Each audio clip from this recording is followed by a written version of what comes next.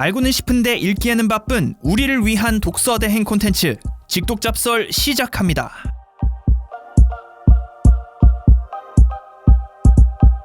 자, 직독잡설 2부 시작하겠습니다. 자, 평광년 중앙일보 환경팀 기자가 가져온 재난인류라는 책을 하고 있고 1부에서는 저희가 자연재난이 얼마나 무서웠고 사람들의 인식이 어떻게 바뀌었는지에 대해서 얘기를 좀 했는데, 자, 평기자 2부에서는 어떤 재난에 대해서 얘기를 해주실 건가요? 네, 2부에서는 인간이 직접 만든 재난에 대해서 얘기해 보려고 하는데요. 이거를 책에서는 인공재난이라고 합니다. 인공재난, 사람들이 만들어서 인공재난. 그렇죠. 뭐 화산처럼 폭발하고 막 이런 게 아니라 그냥 사람이 뭔가를 만들었는데 그게 우리한테 피해를 주는 경우. 근데 뭐 재난 하면은 뭔가 자연 현상 이런 이미지가 너무 강해서 그런데 그치. 어떤 걸 인공재난이라고 그래요? 뭐 대표적으로 뭐 그 교통사고 같은 거, 우리가 기차를 우리가 만들어서 우리가 사고 나는 거잖아요. 그런 것도 있고, 뭐 공장에서 나는 사고들, 화학물질 만들어서 터져서 나는 사고들. 사고들, 인간에 의한 사고들까지. 그렇죠. 그렇군요. 그 재난재해 정의가 그 인류에게 피해를 주는 거거든요. 그래서 인공재난. 인공재난. 네, 그 중에서도 이게 우리가 제일 흔히 볼 수 있는 재난이 직업병이거든요. 직업병이 재난이 되는 거예요? 근데 직업병이 뭐 어떤 걸 말하는 거죠? 뭐 저희도 기자하면서 생긴 직업병을 생각나긴 하는데 이것도 재난이 될 수 있나? 이거 뭐 예를 들어서 저희는 근데 이게 직업병이라고 하면 의심하는 거 일단 뭐 들으면 일단 의심을 해야 되고 핸드폰 계속 가지고 있어야 되고. 근데 뭔가 의심은 해야 되는 거기도 하고 우리가 제일 의심을 많이 해야 되는 거잖아요. 그죠? 그리고 근데 그거하고 그러니까 24시가 뭔가 새로운 소식 뜰까봐 걱정하는 거? 계속 연합뉴스 그 푸시 알람이 뜨면 일단 무조건 보게 되는 그쵸, 그런 그쵸. 느낌인 뭐 거죠. 무슨 일이 생기는지 계속 보게 되고 그런 것도 직업병이라고 할 수 있겠네요. 근데 그러면 재난이 되는 직업병은 그럼 뭔가요? 그렇죠. 뭐 우리의 직업병은 사실 재난까지는 아닌 것 같고 진짜 재난은 이제 뭐 우리나 뭐 이거를 들으시는 분들은 그렇지 않을 것 같은데 아무래도 공장에서 많이 발생을 하죠. 공장 노동자들의 직업병인데 대표적인 게 그 산업혁명 이후에 석탄 공장이 많아졌잖아요. 석탄을 쓰는 건물들이 많아졌잖아요. 그렇죠. 네, 거기에 이제 굴뚝 청소 노동자분들이 이제 뭐 폐기관 이런 데가 안 좋아져서 사망하신 경우가 많고 그리고 굴뚝에 끼어서 죽는 경우도 되게 많았어요. 그리고 그 중에서 이제 19세기 초반에 런던 굴뚝 청소부가 3,000명이었는데 네. 70%가 뭐였는지 아세요? 누구였는지 아세요? 외국인? 아니요, 몸집이 작은 어린아이들이에요. 그렇구나. 네. 저도 이유는 모르겠는데 이게 석탄 떼는 굴뚝의 효율 때문에 통로를 좁게 만들었대요. 그래서 어른들이 들어갈 수 없었고 그게 효율 구멍이 좁아야 빠지는 속도가 빨라져가지고 맞아, 위로 쭉쭉 잘 빠져요. 압력이 압력차가 커져야 되니까. 그리고 거기다가 이제 그 올라가는 연기의 열을 건물에다가 이렇게 조금 주면서 난방하려고 네. 굴뚝을 막 여기 그림도 나오는데 기역자, 디귿자, 리을자도 있어요. 우리나라 온돌처럼. 그렇죠. 그래서 위로 그 온돌 위로 가는 거죠. 그래서 거기를 이제 어린애들이 들어가서 이렇게 파내는. 직접 들어가서 파내는 거예요. 네, 그래서 아이들이. 네네. 그래서 이렇게 꺾인 부분 있죠. 거기 검댕이 쏟아지면 갇혀서 죽는 거예요. 아이고야. 근데 참 옛날에는 이런 그 폐병이 많죠. 저희 외할아버지가 예전에 탄광에서 근무하셨거든요. 그래서 그때는 그 태백시가 우리 부모님 고향인데 네. 태백이 그 우리나라 최고의 탄광 도시였어요. 그렇죠. 태백이 진짜 잘 사는 도시였는데 왜냐면 우리나라가 석탄 뗐으니까. 외할아버지께서도 거기서 일하시던 노동자셨는데 엄청 나이가 드시고 나서인지 제가 어릴 때 기억 안 나는데 진폐증이라는 거예요. 진폐증이라는 게 폐에 그런 게 들어가서 상처가 난 병일 거예요. 그래서 그게 이제 산업재해도 인정을 받으셨어요. 근데 그 진폐증으로 그러니까 결국은 오래 사시긴 하셨는데 어쨌든 그걸로 돌아가신 거거든요. 그러니까 이제 그것도 산업재해인 거죠. 생각해 보면은. 그러니까 그 당시에는 그런 석탄 노동자들, 뭐 공장 노동자들이 그걸 피해를 많이 입으셨던 거죠. 그러니까 어른들도 그거를 버티기 힘든데 어린아이들이었으면 진짜. 그러니까 뭐 예를 들어서 그리고 어른들이면 뭐 예를 들어서 폐에 그런 뭐 가루가 들어갔다 그러면 어쨌든 뭐 낮게라 뭐그 애기들보단 낫겠죠 아무래도. 애기들보다도 낫고 시도를 해볼 수 있잖아요. 뭐 예를 들어서 뭐 돼지고기를 진짜 먹는다던가 그게 뭐 미신일 수도 있긴 하겠지만 미세먼지 폐 안에 미세먼지를 없애기 위해서 돼지고기를 먹는다던가 이러는데 어린아이들은 뭐 일단 아무것도 모르는 애들이 그쵸. 거기 갇혀가지고 죽기도 하고 그러니까 근데 그럼 굴뚝에 어린 아이들을 뭐 사다리로 올려보내는 거예요? 그쵸. 근데 그림을 보면은 이렇게 밀어가지고 조금씩 올라가는 거 알죠? 등으로 이렇게 밀어서 떨어져서 죽을 수도 있겠다. 그쵸. 뭐 다양한 사고가 있겠죠. 그리고 진짜 작업장마다 다 달랐을 것 같고. 근데 그래서 어쨌든 이게 우리가 지금 생각해도 어린이들이 그러면 좀 마음이 아프잖아요. 근데 그때도 우리가 뭐 아예 옛날은 아니라서 그때도 이제 시민사회에서 이제 이렇게 하면 안 된다 해서 이 굴뚝 노동자가 좀 상징적으로 돼서 이제 그런 노동자들을 보호하자는 법을 제정해야 된다는 목소리가 나오기 시작한 계기가 됐죠. 직업병 관련 법이 만들어지기 시작한 거네요. 그렇죠. 그러면은 뭐 어떤 법들이 나온 건가요? 뭐 그 여기서도 그냥 직업병 관련 법들이라고만 나오는데 뭐 제 생각에는 뭐 그 굴뚝 노동자들을 일을 시킬 때는 뭐 몇 살 이상 뭐 이런 법들이 나오지 않았을까요? 아동 노동 금지 뭐 재해로 사망하면 뭐 보상을 어떻게 해줘야 되고 그런 게 기본 지금 생각하면 너무 당연한 것들이 생기지 않았을까 싶네요. 그러니까 이런 것도 사람이 만든 재난의 일종이다. 뭐 책 보니까 라듐걸이라는 것도 나왔는데 라듐걸이 뭐예요? 소녀 이런 건? 네, 요건 라듐은 그 굴뚝 노동자가 이슈된 조금 뒤에 1920년대쯤에 나온 건데 네. 어떤 과학자들이 그 역청 우라늄석이라는 광물에서 그러니까 이거 1만 톤에 1mg 나오는 희귀 물질인 라듐을 분리를 하거든요. 우리 지금은 알죠. 라듐이 방사능 물질인 거를. 그렇죠. 네, 근데 이게 밤에 야광이에요. 초록색, 푸른색 빛이 이렇게 은은하게 나요. 그러니까 이걸 보니까 이제 사업가들은 이제 이거를 상품으로 만들어야겠다. 그래서 이쁘긴 하죠. 그러니까 시계 야광이 좋잖아요. 시계에 야광 도료를 묻히는 아이디어를 내놨는데 그 시계 만드는 공장에서 소녀공들이 그러니까 어린 여자애들이 그 라듐을 이제 시계에 바르는 작업을 하는 거죠. 진짜 안타깝다. 그래서 이게 보면은 이거 하다 보면 이렇게 입으로도 좀 들어가고 할 거 아니에요. 그렇겠죠. 그리고 근데 이게 예뻐가지고 애들이 이렇게 막 매니큐어로도 바르고 뭐 그렇게 된 거예요. 거기 플러스 라듐이 이제 인기가 좋아져가지고 이거 먹으면 건강에도 좋다 이래가지고 식수도 생기고 치약도 생기고 그리고 이걸로 만든 화장품까지 나온 거죠. 그러니까 이거 그때 말했던 거잖아요. 수은 같은 거 수은 장사들이 맞아요. 만병통치약이라 하고 다닌 것처럼 이것도 라듐 장사들이 그렇게 얘기를 하고 다녔겠죠. 저희가 시즌 1 마지막 화에서 그런 얘기를 했었죠. 그렇죠. 네, 이게 수은이 살아남은 이유는 수은 약장소들 때문이었을 것이다. 그렇구나. 근데 그러면 이게 라듐이 언제부터 방사능이 있고? 왜냐하면 제가 이걸 예전에 퀴리 부인 위인전에서 읽었었는데 뭐 이게 라듐의 발견을 뭐 퀴리 부인이 했다고 했나? 저도 사실 퀴리 맞아요. 퀴리 부인이 발견을 거기서 해서 나오는 X선을 발견한 거 아니에요? 아니요, 라듐을 아마 발견을 했을 거예요. 맞아요. 우리가 다 문과라 가지고 그 부부가 발견한 게 맞아요.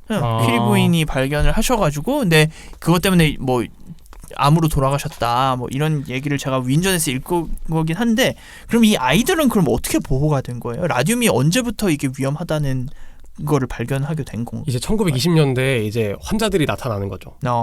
얘네가 여기 증상이 다 써있는 뭐 다 있어요. 증상이 뭐 메스꺼움, 역겨움하고 막 뼈가 으스러진다거나 그죠. 방사능에 노출됐으니까 그러니까. 병원에 다 가는 거예요. 이 라듐 걸들이. 그래가지고 그때부터 이제 소송을 한 거죠. 1920년이면 그렇게 옛날도 아니에요. 그러니까 1차 세계대전 때니까 얼마 한 1920 100년 전 정도? 우리나라 이제 한일 강제병합 이후잖아요. 그러니까 아주 오래도 아니다. 아주 오래는 아니에요. 그래서 소송이 잘 됐어요? 당연히 안 됐죠. 그때는 산업재해라는 인식 자체가 없어서 물론 그 굴뚝 노동자 때문에 이게 문제라는 건 알았지만 어쨌든 이 라듐 걸들이 쉽지 않았고 그때 그래서 나온 얘기가 이게 죽은 이유가 라듐 때문만은 아니지 않을 거냐. 뭐 예를 들면 원래 천식이 있었는데 죽은 거 아니냐. 뭐 이런 식으로 그쵸. 간 논리가 있고 그리고 기록에 따르면 이게 어린 여성들이 성적으로 문란해서 매독에 걸렸던 거다. 이런 식으로도 이 기업들이 얼마나 언플을 했겠어요. 이제 막 보도자료 같은 거 내면서 뭐 무슨 그런 여자도 있었겠지. 그런 사람은 막 매도하고 했겠죠. 생각해보면 진짜 프롤레타리아 혁명이 일어날 만한 그러니까. 진짜 이게 노동자들이 그냥 법 제정이 안 된 상태에서 이렇게 그 보호도 안 받고 그 굴뚝 노동자 그 아이들은 뭐 나중에 가서 보호를 받았을지 몰라도 이거는 뭐 그러니까 예를 들면은 굴뚝 노동자는 거기서 하고 폐가 안 좋더니 바로 죽으면 이게 인과관계가 딱 성립이 되는데 라듐은 그러고선 시간이 지나 축적이 돼야 그 사건이 생기고 나니까 이게 입증이 어렵잖아요. 그죠. 비슷한 게 담배는 뭐 노동자 얘기는 아니지만 원래 그 2차 세계대전 전후엔 담배의 유해성이 거의 알려지지 않을 때였고 오히려 뭐 담배를 피우면 막 힘이 나고 몸에 좋다 막 이런 식으로 홍보를 막 하던 시기이기 때문에 그때만 해도 광고회사 최대 손님이 이제 담배 회사인 시절이었는데 근데 그게 한 30-40년 피니까 한 1970년대 60년대쯤 되니까 이게 슬슬 폐암이 막 발생하기 시작했대요. 그러니까 그때부터 사람들이 이거 이상하다. 담배를 오래 피는 사람 일찍 죽네라는 게 이제 그때쯤 되니까 이제 이게 쌓이니까 데이터가 쌓였다는 거예요. 이제 언론들이 이제 눈치를 챈 거죠. 근데 이게 소송이 어려운 게 너네가 그럼 그 사이에 뭐 마이클 씨는 평소에 습관이 이렇습니다. 뭐 누구 씨는 이렇습니다. 이런 식으로 다 반박을 하는 거예요. 그러니까 이게 담배 때문이다라고 입증하기 어렵다는 거죠. 이게 수십 년이 지났으니까. 그렇죠. 그러니까 이게 똑같은 거죠. 이렇게 이런 재난 같은 게 이게 인류 재난 아닌가. 참 근데 그 라듐 걸 얘기를 들어보면서 계속 생각이 나는 게 우리나라에서 가습기 살균제 얘기가 있었잖아요. 오늘 저기 평경 기자가 또 단독 기사 하나 쓰고 오셨던 것 같은데. 어떤 사건인지 한번 설명을 해주시겠어요? 환경 기자가. 네, 그 뭐 저희 회사에서도 좀 관심을 많이 갖고 있는 분야인데 간략히 설명해드리면 이게 2011년도에 공론화가 된 사건인데요. 옛날에 뭐 우린 너무 어렸을 때일 것 같은데 가습기 살균제라고 있었어요. 그러니까 원래 우리가 그 가습기를 쓸 때는 통을 깨끗이 씻고 이제 깨끗한 물을 담아서 가습을 시키잖아요. 근데 그 가습기 살균제 회사들에서 그냥 물에다가 가습기 살균제를 넣으면은 이게 살균도 되고 가습도 동시에 된다는 거예요. 그래서 이제 당시에 이제 우리 가족들을 지키려고 가습기 살균제를 사간 사람이 많았죠. 특히 이제 가장들이 많았어요. 아버지들이 그렇죠. 이제 어린애랑 이제 아내. 보통 애 키우는 집 이거 해요. 저도 고양이 키우고 나서 가습기를 샀는데 뭐 어른은 사실 뭐 그냥 살잖아요. 사실 뭐 근데 애들이 있으면 하죠. 예. 그래가지고 이게 뭐 지금이야 뭐 아내가 사다 줄 수도 있지만 어쨌든 2011년에 왜 공론화가 됐냐면 같은 병원에서 산모 4명이 동시에 죽어요. 원인 미상의 폐질환으로. 근데 이 원인 미상의 폐질환이 몇 년 전부터 각 그 내과 교수들 사이에서 하나씩 나왔어요. 전국에서. 근데 이게 종합이 안 되니까. 종합이 안 되는 거지. 이거 도대체 뭘까 하고 끝나는 거지. 그러니까 뭐 병원 가서 혹시 가습기 살균제 쓰셨어요? 이거 안 물어볼 거예요. 이거 언제부터 팔았는데요, 이걸? 이걸 아마 1994년쯤이라고 제가 알고 있는데. 그럼 진짜 오래 팔았구나. 팔고 한 15년 지나는 시점이네. 그러니까. 16년, 7년. 와. 맞아요. 그래서 이게 지금 아직까지도 배상 보상안이 안 나오고 있거든요. 그 이유가 아까 남궁민 기자가 말씀해준 거랑 좀 괴가 같은데 그 오래된 기간 동안 증거를 어떻게 수집했겠어요. 그렇죠. 그러니까 우리 중에도 썼을지도 모르는 거. 우리는 어리니까 몰랐지만. 그렇죠. 왜냐면은 가습기 살균제 그거잖아요. 그 가습기 왜 이렇게 수증기 나오는 가습기는 그게 왜 그러냐면 문제가 되는 게 거기에 곰팡이가 엄청 피니까 오히려 그러니까 한때 논란이 되는 게 그 곰팡이가 폐로 들어오면 사람 죽을 수 있다는 얘기가 있었어요. 사실이기도 하고 그러니까 그거 없애려고 한 거니까 우리 집에 만약 가습기가 있었으면은 쓸 수 있지 않았을까. 그쵸. 높은 확률로. 맞아요. 맞습니다. 그래서 근데 그 제품이 KC 인증까지 된 제품이라서 KC 인증이 뭐죠? 그 우리나라에서 그 품질 협회인가요? 거기서 이제 이 제품은 안전하다. 표준을 넘었다는 제품까지 받아서 사실 정부 책임도 없지 않아요. 그렇죠. 그거 보고 사는 건데 너무 크죠, 사실 정부 책임이. 그래서 사회적 참사 조사위원회가 그 우리 사회적 참사만 따로 조사하는 위원회가 있었잖아요. 거기서 추정하기로는 800에서 1000만 명이 이걸 사용했다고 추정했어요. 그러니까 이거 죽은 다음에도 그걸로 죽은지 아무도 모르는 거예요. 이거 생각해 보면 그냥 어르신이 그냥 뭐 폐가 안 좋으신가 보다 하고 돌아가셨네 하고 끝나는 거지. 그러니까 이게 근데 산모 4명이 죽었다는 그 드라마틱한 사건이 있었기 때문에 알고 있는 거죠. 우리도 지금. 안 그러면 계속 팔고 있었을지도 모르는 거잖아요. 이거 자꾸 나와도 누가 알겠어요. 이거 가습기 살균제 때문 아니야라고 아는 사람이 어떻게 알겠어요. 이거를 생각해 보면은. 근데 그럼 이런 거는 지금 어떻게 해결을 해야 되는 부분이에요? 뭐 입증도 어렵고 아직도 2011년에 밝혀지게 된 게 아직도 지금 10년 지난 지금도 배상안이 제대로 뭔가 진전이 뭐 조금씩 나오기 있긴 하겠지만 완벽하게 해결이 안 된 상황이면은 어떻게 해결을 해야 되는 겁니까?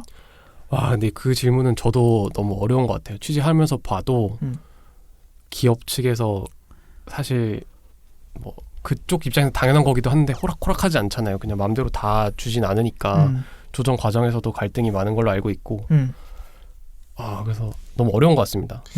이게 뭐 미국이나 이런 데서 했으면 막 그런 막 몇천억 원 보상 이런 몇 조 원 보상 이렇게 나오겠지만 사실 한국에선 이겨도 이거 보상 얼마나 나오겠어요. 생각해보면 뻔하잖아요. 사실 나오지도 그러니까. 않았지만 우리나라 지금까지의 과거를 생각해보면 참 답답해. 이게 미국에서 이랬으면 과연 그랬을까? 그런 생각이 들긴 합니다. 그러게요. 근데 우리나라가 특히 좀 이런 보호법이 잘 안 돼 있는 것 같기도 하고. 그렇죠. 물론 이제 중대재해법이 통과가 되긴 했는데, 그러니까 여러 사회 약자에 대한 보호층이 좀 보호가 좀 잘 안 되고 있다 이런 얘기들이 계속 많았으니까. 그렇죠. 그리고 이거 제가 취재하면서 느낀 건데 정부에서 사실 말씀해 주셨듯이 법이 잘 안 돼 있으니까 정부에서도 마음이 아플 거 아니에요. 그렇죠. 그래서 말로는 해준다 이런 식으로 뉘앙스로 말하는 거예요. 근데 막상 결과를 까보면 안 되는 거지. 실망하고 피해자들이 그것 때문에 지금 많이 힘들어하고 있습니다. 그러니까 입법이 안 되고 있다는 건데. 그러니까 이게 참 인공재난이라는 말이 맞는 게 그거 만든 것도 인간이고 그 책임 안 지는 것도 왜 이거 책임 안 지는 것도 재난 아니겠어요? 보상을 못 받는 그 사람들 가정이 다 무너졌을 텐데. 맞아요. 진짜. 그러니까 이런 발생하는 것뿐만이 아니라 이 재반의 해결이 안 되는 문제까지 다 그냥 그쵸. 재난의 일종이다.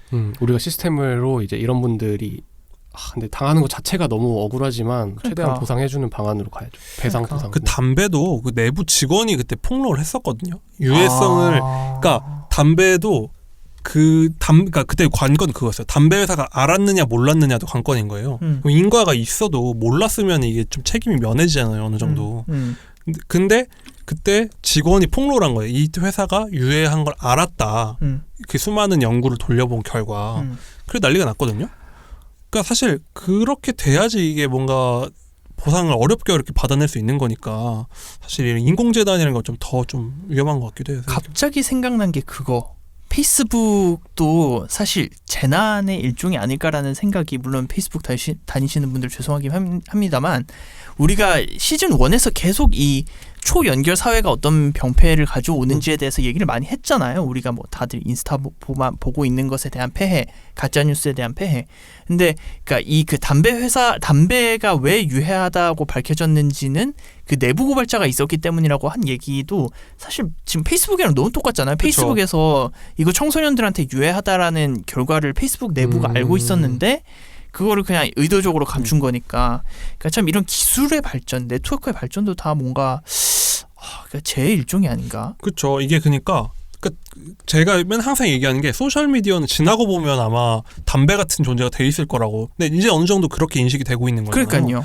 그러니까 왜냐면은 저도 이거 많이 쓰면서 느끼는 거지만 계속 보게 만드는 기술을 여기저기 해놨는데 그게 지금이야 마케팅 기술이지 뭐 체류 시간을 늘리는 기술이지 하지만 그럼으로써 사람을 이렇게 빠져들게 만드는 게 담배랑 뭐가 다를 것인가. 그러니까.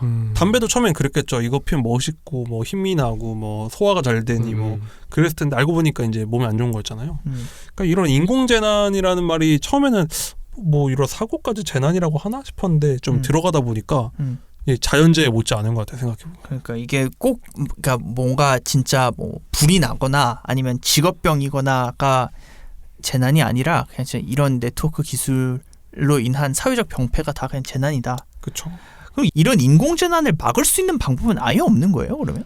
네, 저도 이거를 기대하면서 책을 읽었는데 이 책의 주제는 어쨌든 말씀해 주셨듯이 요즘 세상이 다 연결돼 있고 규모도 커지고 기술도 계속 첨단으로 개발이 되니까 인공재난의 발생을 막는 거는 100% 막는 건 사실상 불가능합니다. 그래서 이제 예방이 중요하다고 하는데 이제 그 교수님께서는 자연재난이나 인공재난이 약한 고리에서 발생한다는 거를 좀 우리가 관심 많이 가져가야 한다고 해요. 뭐 코로나 바이러스도 우리가 약한 고리에서 많이 뚫리잖아요. 그렇죠. 네. 근데 뭐 이분이 이제 좀 표현하신 약한 고리를 조금 읊어드리면 사회로부터 소외된 사람, 그리고 사회적 보호의 틀에서 배제된 사람, 사회 경제적 이익을 위해서 공공의 가치를 훼손할 수 있는 사람, M1 희생양에게 분풀이를 하는 것으로 만족하는 사람 등등이라고 합니다. 저는 요거 읽으면서 좋은 말이긴 한데 조금 더 구체적이었으면 좋겠다는 생각을 했거든요. 뭐 교수님이 이분도 뭐 답이 있겠어요? 그러니까. 사실 뭐. 그래서 두 분 어떻게 생각하시는지. 근데 제 생각에는 그 옥시 가습기 살균제 사건을 보면 느낀 게 그때 하나 나온 게 그거였잖아요. 그 사람들이 알았다는 게 결국 가장 큰 쟁점인데 그럼 만약에 아는 사람이 있었고 그리고 먼저 만약에 대외적으로 폭로가 됐었고 사법 집행이 잘 됐으면 금방 이제 마무리가 됐을 거잖아요, 사실. 뭔가 그런 식으로 거꾸로 이런 재난을 막는 데는 어쩌면은 제 역할을 하는 사람들 하나하나가 진짜 중요하지 않을까. 좀 뭐 그걸 진실 아는 사람 분명히 있을 테니까 사실. 뭐 그런 생각이 듭니다. 근데 이게 사실 우리가 이렇게 지적하는 건 쉬운데 어려운 문제라는 건 우리 모두가 다 알고 그쵸. 있는 거지 않습니까? 뭐 M1 희생양에게 분풀이를 하는 것으로 만족하는 사람 등등 이런 뭐 예를 들어서 이걸 보고 갑자기 느낀 게 지금 제가 오프닝에서도 말씀드렸지만 그 울진에 있던 산불이 뭐 되게 좀 정신이 아프신 분이 뭐 저지른 방화다 혹은 뭐 담뱃불이 일으킨 방화다 뭐 이런 얘기가 많긴 한데 어쨌든 그분은 구속이 되셨으니까 그 방화를 일으켰다고 혐의를 받고 있는 분이 근데 그런 분들 그러니까 우리 사회가 보호하지 못하는 사람들이 그런 재난을 일으키는 거 보면은 어렵긴 하지만 계속 노력을 해야 그러니까 되게 근데 모호하게밖에 얘기를 할 수밖에 없을 것 같아요. 그렇죠. 여기서 말하는 약한 골이라는 게 뭐 그런 거 아니겠어요? 그 코로나 때 딱 명확하게 나온 게 그때 주요 확산처가 이제 그런 사이비 종교 맞아요. 그리고 뭐 이제 그런 동성애자들의 커뮤니티 뭐 이런 식으로 좀 대외적으로 드러내기 어렵거나 아니면 좀 그런 취약한 분들이 주로 모이는 장소, 그러니까 경제적, 사회적으로 좀 취약한 분이 모이는 곳이거나 대외적으로 드러내기 좀 힘든 곳에 중심으로 집단 감염이 많이 일어났잖아요. 그러니까 그게 뭐 여러 가지 이유가 있는 거죠. 그분들이 뭐 그런 방어 능력이 부족하다든지 아니면 숨겨야 된다든지 그런 것 때문에 이제 그런 걸 통해서 이제 더 확산된 것처럼 여기서 말하는 약한 고리도 그런 게 아닐까. 뭔가 우리가 그 제도가 품지 못하는 영역에서 분명히 이런 재난이 생긴다. 그런 얘기가 하는 게 아닌가 싶긴 해요. 시즌 1에서 저희가 다뤘던 책 중에 하나가 그 우리 도시가 빌딩들이 너무 많아지면서 빌딩들에 의해서 열섬 현상이 일어나서 그 열섬 현상으로 인해서 열사병으로 돌아가시는 분들이 시카고 미국에 되게 많았다. 그쵸, 이런 그쵸. 주제로 얘기를 했던 게 있잖아요. 근데 이제 거기 중에서도 열사병으로 돌아가시는 분들은 소외된 분들. 그러니까 그 이웃끼리 단절돼 있고 막 혼자 뭐 한국식으로 얘기를 하자면 독거노인들 이런 분들이 많이 돌아가셨다고 하니까 그렇죠. 어렵지만은 계속 그런 부분들이 좀 노출이 되는 것 같습니다. 이게 저는 이게 인공재난 처음에 근데 인공재난 얘기했을 때 전 이런 건지 몰랐는데 이런 걸 얘기한 줄 몰랐는데 딱 그때 생각났던 게 처음에는 그냥 화학사고 같은 거 있잖아요. 뭐 가습기 살균제도 뭐 어떤 의미, 넓은 의미 화학사고 같긴 한데 저 어렸을 때 너무 충격적이었던 게 학교에서 선생님이 알려준 건데 그 보팔 가스 사고라고 합니다. 보팔 가스 사고. 보팔 가스 사고가 뭐예요? 그 인도에서 1984년도에 보팔이라는 도시가 있어요. 근데 여기에 미국 화학 회사가 있는데 지금은 이제 다우케미칼이라는 엄청 큰 회사에 인수된 회사예요. 여기 회사 공장이 있었던 화학 공장. 제가 저번 주에 울산을 다녀왔는데 울산이 화학정이가 유명하잖아요. 그렇죠. 진짜 와 그 대교를 건너는데 진짜 화학 공장이 가득하더라고요. 굴뚝으로 가득하더라고 도시 자체가. 아무튼 그런 이제 화학 공장이 있었던 거죠. 화학 물질을 만드는. 그렇게 농약 원료를 만드는 뭐 그 가스를 만드는 가스였나 봐요. 근데 그게 뭘 잘못해가지고 도심 한가운데 있었던 거예요. 근데 인도가 또 인구가 얼마나 많아요. 그렇죠. 그 도시 한가운데 있는 그 가스가 터진 거예요. 그래서 진짜 도시 전체에 그냥 다 퍼진 거예요. 그래서 그때 2,800명이 바로 사망을 했고. 와. 그러니까 이게 도시에 그냥 생화학 공격이 그러니까 터진 거죠. 화생방 공격을 당한 거네. 화생방 공격을 당한 거죠. 그리고 피해 입은 사람이 20만 명. 20만 명이면 뭐 거의 그러니까 거의 그러니까 우리 금천구 주민. 그렇죠. 우리 서울에 있는 작은 구 하나, 그러니까. 도시 하나 수준이잖아요. 그러니까 사상자가 20만 명이 넘는 거고, 뭐 이후에 뭐 이런 뭐 여러 가지로 사망한 게 합치면 2만 5천 명이 숨졌다고 하더라고요. 와, 진짜. 그러니까 이거는 그냥 인도 분들 주무시는데 갑자기 그냥 생화학 공격 맞은 거죠. 도시 하나 날라간 거니까. 그러니까 이거가 너무 충격적이었어요 어렸을 때. 근데 이게 아직도 소송을 하고 있을 거야. 아마. 아 그래요? 네, 이것도 비슷한 거지. 그러니까 바로 그 자리에 사망한 분들이야 당연히 뭐 어떤 보상을 해야 되겠지만 뭐 그거겠죠. 뭐 네가 죽은 걸 어떻게 뭐 그걸 하냐 또 그렇게 하겠죠. 아무튼 그래서 와 이게 화학 사고 이거 보면서 어렸을 때 충격을 받았습니다.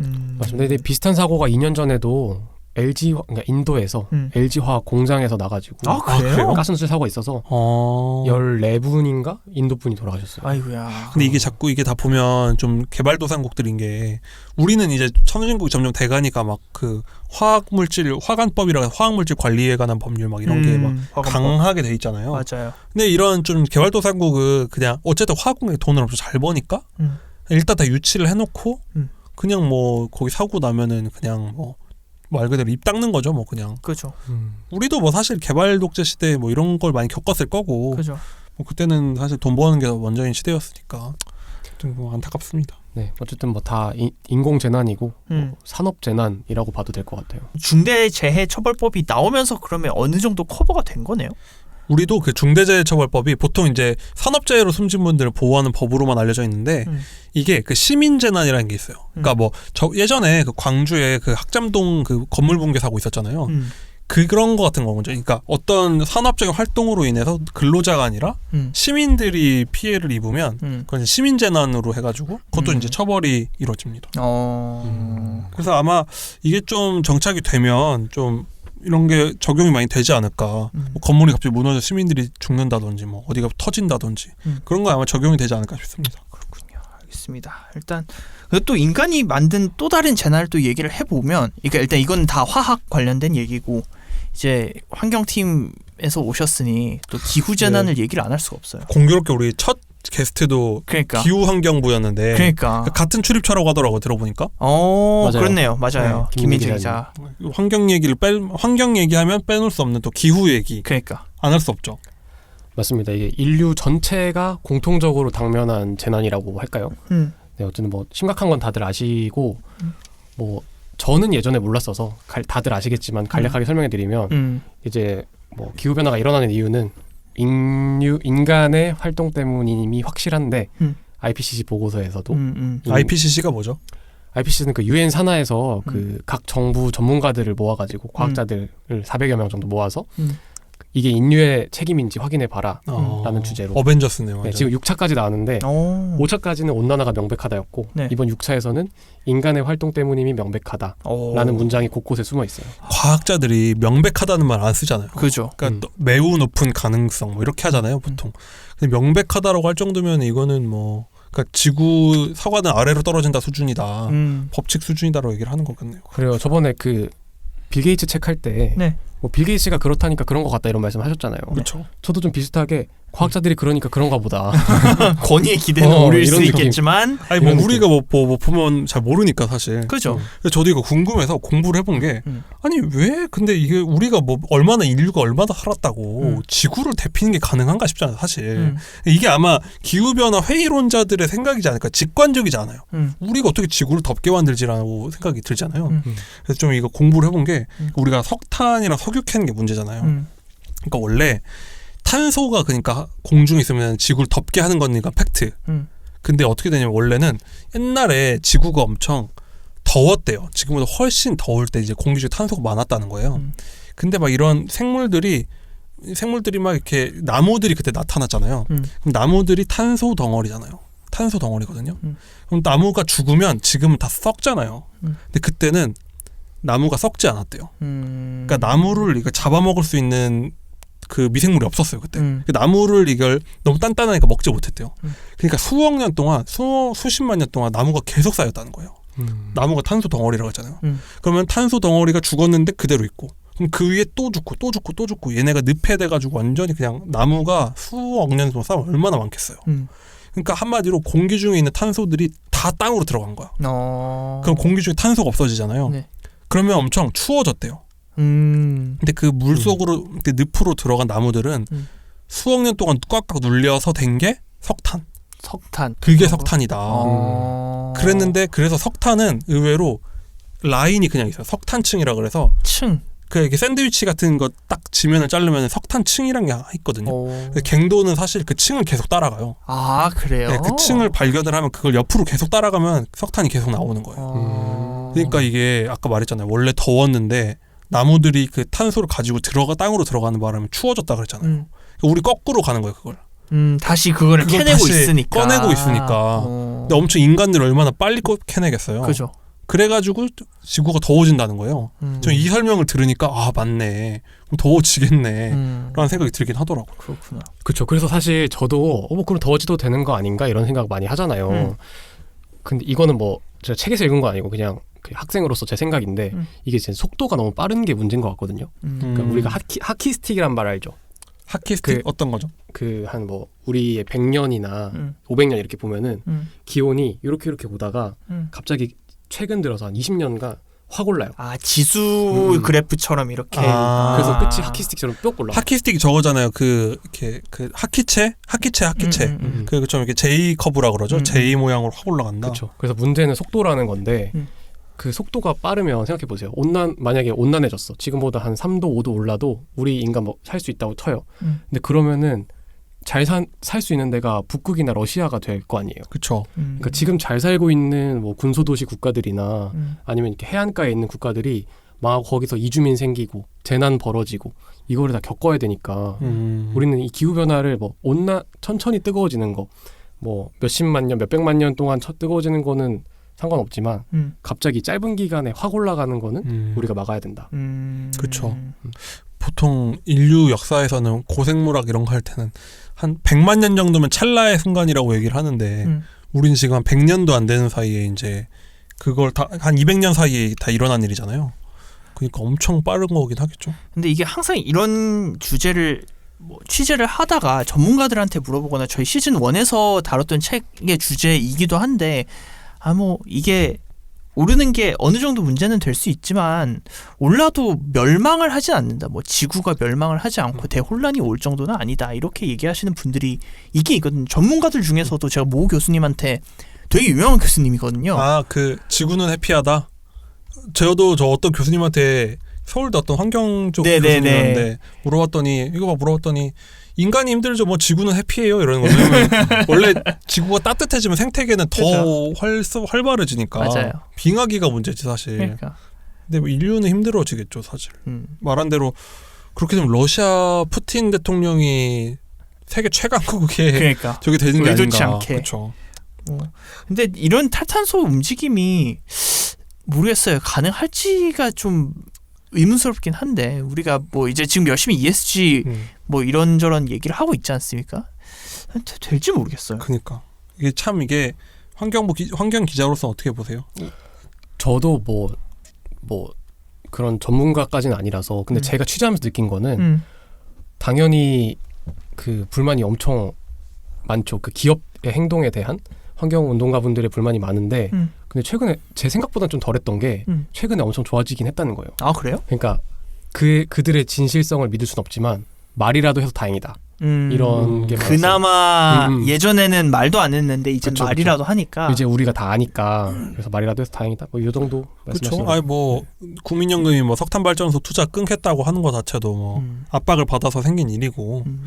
근데 참 이게 기후 변화 문제는 근데 이게 책에서 보니까 재밌는 게 뭐 인류세라는 말을 하더라고요. 그러니까 그 무슨 새 이런 거 하잖아요. 근데 인류세 어떤 게 있지? 새가 뭐야?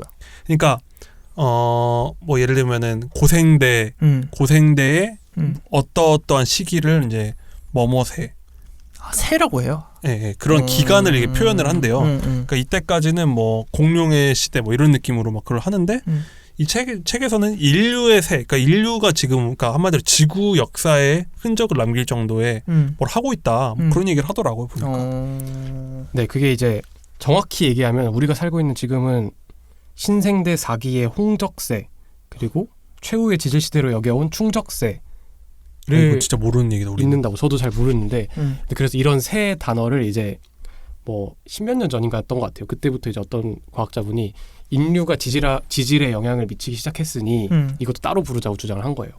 그만큼 인간이 지구에 미친 영향이 커진 거죠.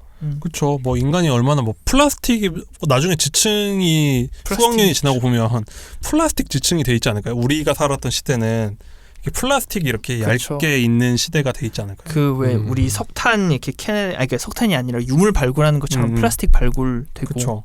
누가 그 얘기하더라고요. 미국에서는 워낙 그 닭 위잉을 많이 먹으니까 그 쓰레기 그러니까 폐기물 이제 버리는 데가 있을 거잖아요. 거기 가면 거의 한 그 층이 그냥 다 닭날개 뼈라는 거예요. 아 그래요? 네, 그래서 그 닭뼈로 층이 레이어가 이루어질 정도라고 하더라고요. 왜냐면은 닭이 알죠? 원래 공룡인 거. 닭이 원래 공룡에서 온 슈카. 거. 네, 닭이 원래 공룡에서 온 건데 그 한마디로 걔네들은 그냥 냅뒀으면 그냥 산에 들들 뛰어다니는 그냥 새에 그쳤을 텐데 우리가 몇 억 마리씩으로 만든 거잖아요. 사실 강제로 키운 거지. 그죠. 그럼 걔네들의 뼈가 생각보다 너무 많아지니까 그게 한 층을 이루 지지를 바꿀 정도의 양이 된다. 그리고 뭐 거기다가 우리 핵도 터트려봤죠. 아 그죠. 핵은 뭐 우리 인간만이 터트릴 수 있는 거잖아요. 사실. 그죠. 맞아요. 그러면 그 체르노빌 쪽 지층은 나중에 수억년 후에 후손들이 캐봤을 때 얘네들은 뭘 한 거지 여기서? 그런 걸 여기 뭐 떨어졌나? 그런 생각을 하지 않을까 싶습니다. 그러니까 그쵸. 인간들이 참 뭐 좋은 방향으로 하면 좋을 텐데 뭐 저도 그 중에 하나지만 인류세 그러니까 좋은 의미는 아닌 것 같네요.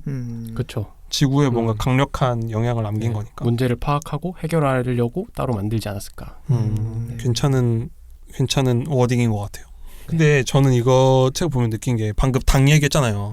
네, 요즘에 그 최재천 교수님 같이 이제 생태학자들이 얘기 자주 하는 게 네. 코로나 이후 이전부터 많이 하실 얘기인데 원래 그분이 그 생물 다양성이 줄어드는 게 진짜 문제다라는 얘기를 많이 하거든요. 그러니까 생물 다양성이 뭐냐면 그러니까 우리가 요즘은 그런 거 많이 하잖아요. 영화에 뭐 백인 남자 일색이면 막 엄청 비판하잖아요. 막 이거 너무 다양성이 부족하다. 요즘은 막 비판도 받지만 뭐 아시아인도 나오고 흑인도 나오고 여성도 나오고 뭐 장애인도 나오는 식으로 이렇게 다양성을 하잖아요. 그죠. 근데 생태계도 그게 엄청 중요하다는 거예요. 그러니까 다양한 생물들이 나와서 뭔가 같이 해줘야 된다.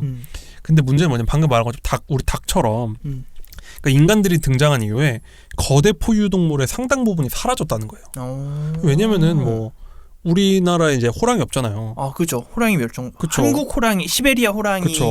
멸종이 됐죠. 그래서 막 요즘 자꾸 한국에서만 멸종이 됐죠. 네. 그러니까 한국에서. 세계에서. 그래서 근데 막 한국 그 말 한쪽에서 말로 막 일제가 우리나라의 뭐 전기를 끊기 위해서 호랑이를 없앴다고 하는데 아 호랑이가 사실 지금 산에 있으면 어떻겠어요 지금 우리 막 스키장 주변에 이런 데 살고 있다고 생각하면은 스키 타다가 사실 우리 사실 포수가 직업일 정도로 우리는 그러니까 다 없애온 거잖아요.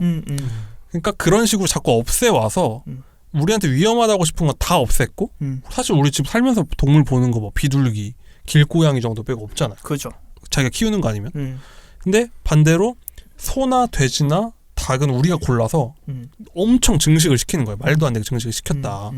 그래서 그분이 하는 말이 원래는 수만 종이어야 되는 동물을 인간 때문에 그냥 몇 종으로 줄었다는 거예요. 대부분이. 그러니까 우리나라 이제 지구로 보면 상위 몇 개 종이 그냥 거의 다 차지한다는 거예요. 원래는 엄청 다양해야 되는데 그럼 이렇게 되면 뭐 바이러스 같은 게 퍼지면 그냥 싹 다 죽는다는 거죠. 그 바나나처럼. 바나나가 원래는 다양한 종인데 인간이 개량을 하다 보니까 제일 맛있는 것만 이미 그 우리가 먹는 바나나는 캐시미어 종인가? 우리가 무슨 캐슈 무슨 종? 그래서 제가 이름은 모르겠는데 그러니까 인간들이 바나나를 개량을 하다가 제일 맛있는 바나나를 발견을 했대요 옛날에 20세기 초에. 그래서 전 지구가 다 그걸 키웠는데 그 이미 한번 싹 죽었대요. 그러니까 우리가 먹는 바나나는 20세기 초에 먹던 바나나가 아니야. 아예. 맞아요. 그래서 근데 그럼 그게 바나나만 그러냐? 우리가 먹는 소도 그렇고 돼지도 그렇고 거의 다 그렇다는 거. 닭도 그렇고.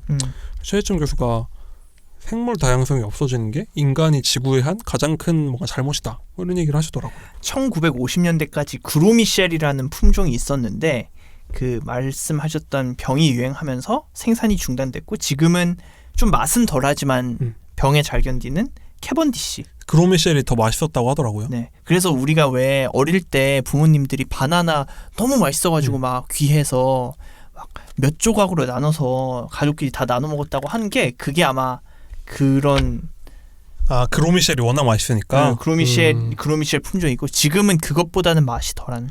그러니까요. 이게 뭐 그러니까 원래는 다양해야 되는 건데 돼지들도 그렇고 닭도 그렇고 우리가 너무 요즘 그런 얘기하더라고요. 그 닭들이 그런 양계 산업에서 키우는 닭들이 제대로 서 있지를 못한대요. 그러니까 가슴살이 비대한 애들을 계속 고르다 보니까 살이 너무 비대해져가지고 몸에 균형이 안 맞는다고 하더라고요. 그 지금 나오는 닭들 중에는 그래요?